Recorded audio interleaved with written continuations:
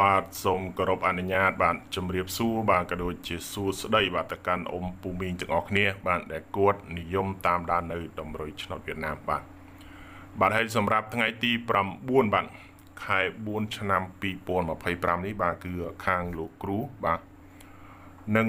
ពំនួមជាតម្រុយឆ្នោត free បាទដើម្បីធ្វើមកចែកជូនពុកម៉ែបងប្អូនទាំងអស់គ្នាបាទទាំងនៅក្នុងបណ្ដាញសង្គម YouTube ក៏ដូចជានៅក្នុងបណ្ដាញសង្គម Facebook ផងដែរបាទហើយពុកម៉ែបងប្អូនបាទបើបានឃើញនៅវីដេអូនេះហើយបាទសូមកុំភ្លេចបាទពុកម៉ែបងប្អូនជួយ add មក account លោកគ្រូម្នាក់មួយបាទមានលៀបឆ្នោតយន្តថ្មីបាទពុកម៉ែបងប្អូនជួយ add មកលោកគ្រូម្នាក់មួយបាទឬក៏ពុកម៉ែបងប្អូនដែលចង់បានលេខដែលល្អលេខដែលច្បាស់យកទៅលេងបាទគឺពុកម៉ែបងប្អូនអាចតាក់ទងមកតាម account Facebook នេះបានបាទមានលៀបឆ្នោតយន្តថ្មីបាទពុកម៉ែបងប្អូនគ្រាន់តែវាមានលៀបឆ្នោតយន្តថ្មីមកនឹងឃើញហើយបាទពុកម៉ែបងប្អូននឹងឃើញហើយបាទហើយនឹងមានលេខទូរស័ព្ទលោកគ្រូនឹងមួយខ្សែដែរបាទគឺពុកម៉ែបងប្អូនអាចទំនាក់ទំនងតាមលេខក៏បានឬក៏ពុកម៉ែបងប្អូនអាចតាក់ទងមកតាមឆាតក៏បានបាទហើយខាងលោកគ្រូក៏មានលក់លេខគ្រួបបាទលេខគ្រួបមួយគ្រួបបាទមួយគ្រួបលេង2ប៉ុស្តិ៍បាទសម្រាប់ account លោកគ្រូនឹងបាទមកគ្រាប់លេង2ប៉ុស្តិ៍ហ្នឹងគឺលោកគ្រូឲ្យលេខពុកម៉ែបងប្អូនយកទៅលេងមុនបាទពេលដែលត្រូវចំប៉ុស្តិ៍ចំខ្ទង់បានលោកគ្រូយកសេវាតាមក្រោយបាទក៏ឲ្យលោកគ្រូមានយកសេវាយកអីមុនទេបាទគឺឲ្យលេខយកទៅលេងមុនពេលដែលត្រូវបាទបានយកសគុណពេលពុកម៉ែបងប្អូនតាមក្រោយបើមានចំណាប់អារម្មណ៍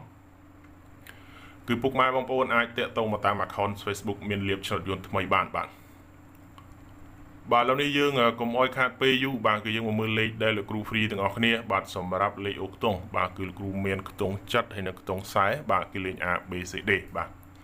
ហើយលេខបុកគឺមាន72 73បាទ41ហើយនិង43គឺលេខ A B C D ដូចគ្នា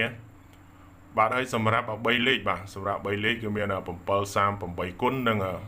426គុណបាទហើយលេខទាំងអស់នេះគឺពុកម៉ែបងប្អូនអាចជ្រើសរើសយកទៅចាក់បានបាទគឺលោកគ្រូមានគិតសេវាគិតអីទេគឺពុកម៉ែបងប្អូនអាចជ្រើសរើសទៅចាក់បានគ្រាន់តែពុកម៉ែបងប្អូនជួយចុច like និងជួយចុច share ទៅពុកម៉ែបងប្អូននឹងទទួលបានតម្រុយឆ្នោត free ពីលោកគ្រូរាល់ថ្ងៃតែម្ដងបាទប៉ុន្តែដោយសារតែលេខដែលលោកគ្រូ free គឺលោកគ្រូអត់បានបញ្ជាក់ប៉ុស្តិ៍បញ្ជាក់ខ្ទង់ឲ្យទេបាទលោកគ្រូក៏អធិស្ឋានដែរបាទសម្រាប់លេខ free ក៏អត់បានបញ្ជាក់ប៉ុស្តិ៍បញ្ជាក់ខ្ទង់ឲ្យទេប៉ុន្តែបើសិនជាពុកម៉ែបងប្អូនបាទចង់បានលេខដែលបញ្ជាក់ប៉ុស្តិ៍បញ្ជាក់ខ្ទង់គឺតាក់ទងមកតាម account Facebook មានលៀបឆ្នោតយន្តថ្មីបានបាទហើយសម្រាប់ថ្ងៃនេះគឺលោកគ្រូមានតែប៉ុណ្្នឹងទេបាទលោកគ្រូក៏សូមអរគុណនិងសូមគោរពលាតែប៉ុណ្ណេះបាទ